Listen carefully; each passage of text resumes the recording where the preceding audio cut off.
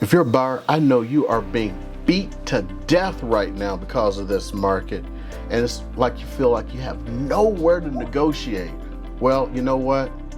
At least there are some things to negotiate. Stick around for a minute. I'm going to tell you the few things that you still have a little bit of power on. Hey everybody, it's Eric out here in lovely Las Vegas. And if you like the content that you're receiving, go ahead and hit that subscribe button there. Hit that thumbs up and let that YouTube algorithm take me to the next level. So let's go ahead and get to what we are going to talk about today.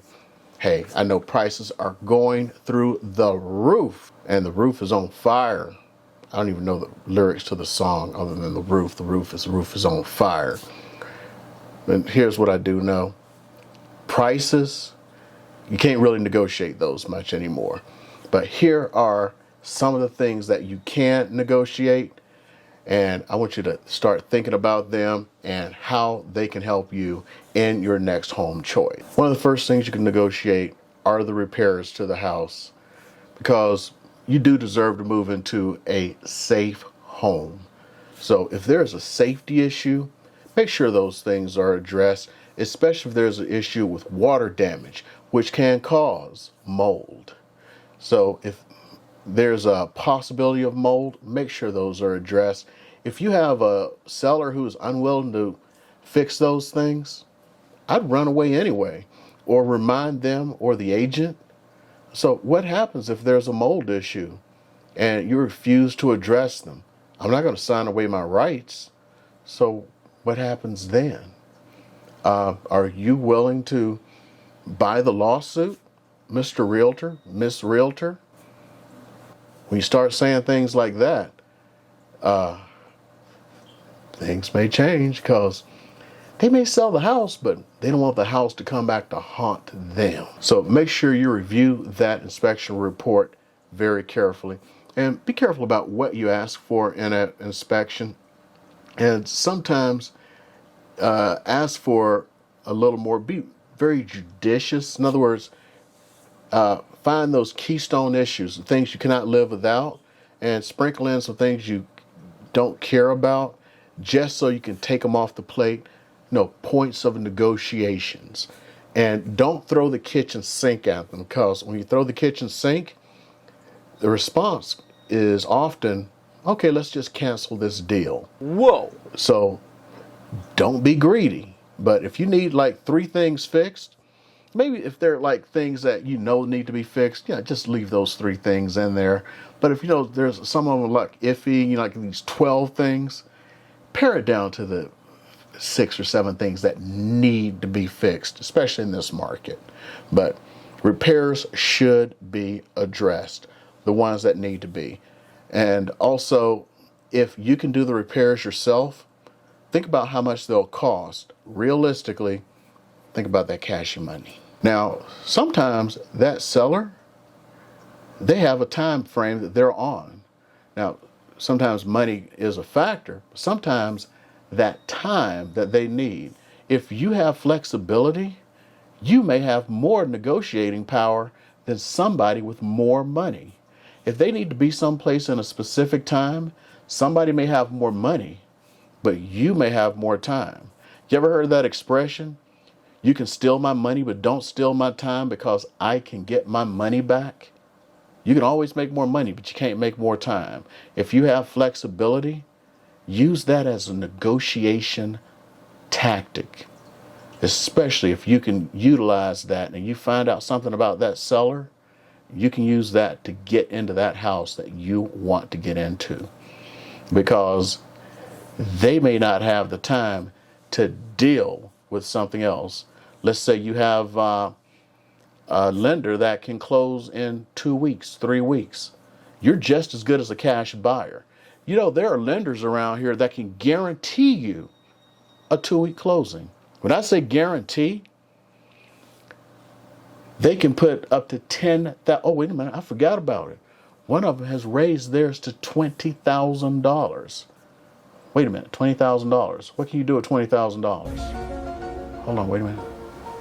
I can put in a contract If I cannot close this in 20 days, 15 days, whatever you want to put in there, I will give you $20,000 to that seller. Ooh, that's a time thing now. There's some lenders that can do that. If you want to know one of those lenders, give me a little text there. I'll hook you up. Next one. We've talked about this before. Those sneaky closing costs. You're always talking about your closing costs. And all these buyers want to, in the good old days, like 6 months ago, always talk about, can't the seller pay my closing costs? Now, think about paying the seller's closing costs.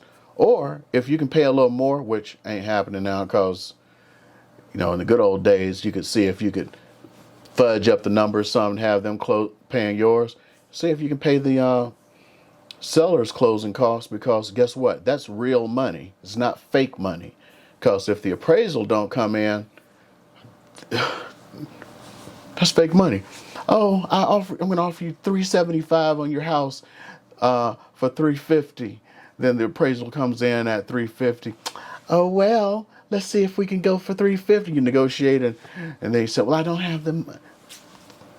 Oh, let me pay your closing costs. That's real money. That's a hint. Next one, the decor. They may have said they're going to take certain items of decor. Try to negotiate that back in. Maybe you like something that's in there.